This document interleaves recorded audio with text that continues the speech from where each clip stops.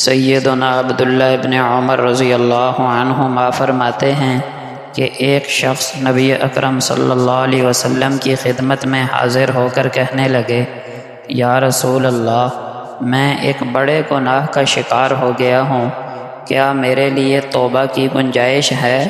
فرمایا، کیا تمہاری والدہ ہیں؟ انہوں نے کہا نہیں۔ فرمایا، خالہ ہیں؟ انہوں نے کہا ہاں۔ فرمایا، پھر ان کے ساتھ نیکی کا سلوک کرتے رہو۔ حضرت براء بن عازب رضی اللہ عنہ روایت کرتے ہیں کہ نبی اکرم صلی اللہ علیہ وسلم نے فرمایا، خالہ ماں کی جگہ ہے۔ عبد الرحمن ابن عوف رضی اللہ عنہ فرماتے ہیں کہ میں نے رسول اللہ صلی اللہ علیہ وسلم کو فرماتے ہوئے سنا، اللہ کا فرمان ہے، میں رحمان ہوں، اور یہ رحم یعنی رشتہ داری جسے میں نے اپنے نام سے نکالا ہے، جو اسے جوڑے گا میں اسے جوڑوں گا، اور جو اسے کاٹے گا یعنی قطع تعلقی کرے گا میں اسے توڑ دوں گا۔ عبداللہ ابن عمر رضی اللہ عنہما فرماتے ہیں کہ نبی کریم صلی اللہ علیہ وسلم نے فرمایا، بدلہ دینے والا صلہ رحمی کرنے والا نہیں ہے، صلہ رحمی کرنے والا وہ ہے کہ اس کے ساتھ قطع رحمی کی جائے اور وہ پھر بھی صلہ رحمی کرے۔ ابو ہریرہ رضی اللہ عنہ فرماتے ہیں کہ ایک شخص نے آ کر کہا، یا رسول اللہ، میرے رشتہ دار مجھ سے قطع تعلق کرتے ہیں اور میں ان سے مل کر رہتا ہوں، میں ان سے اچھا برتاؤ کرتا ہوں اور وہ برے پیش آتے ہیں، میں بردباری سے کام لیتا ہوں اور وہ جہالت پر اتر آتے ہیں۔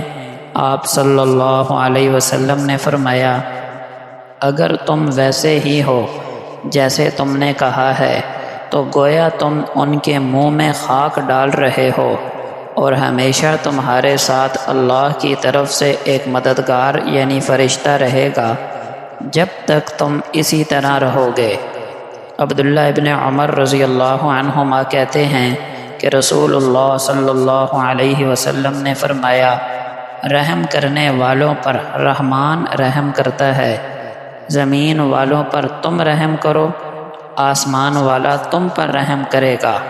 رحم اللہ کے نام سے مشتق ہے، جو اسے ملائے گا اللہ اسے ملائے گا، اور جو اسے کاٹے گا اللہ اسے کاٹ دے گا۔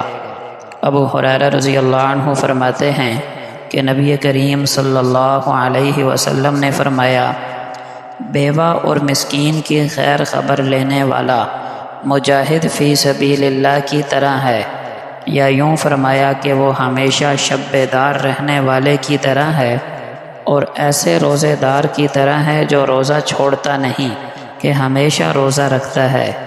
ایک روایت میں ہے کہ وہ اس روزے دار کی طرح ہے جو دن کو روزے سے ہوتا ہے اور رات کو کھڑے ہو کر عبادت کرتا ہے۔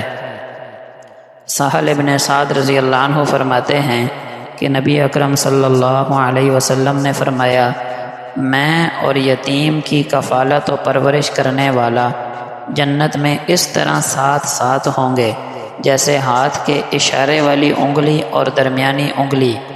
آپ صلی اللہ علیہ وسلم نے فرمایا، جس نے کسی مسلمان یتیم بچے کو اٹھا لیا اور اپنے کھانے پینے میں ساتھ ملا لیا تو اللہ تعالیٰ ضرور اسے جنت میں داخل کریں گے، مگر یہ کہ اس نے کوئی ناقابل معافی گناہ مثلا شرک وغیرہ کیا ہو۔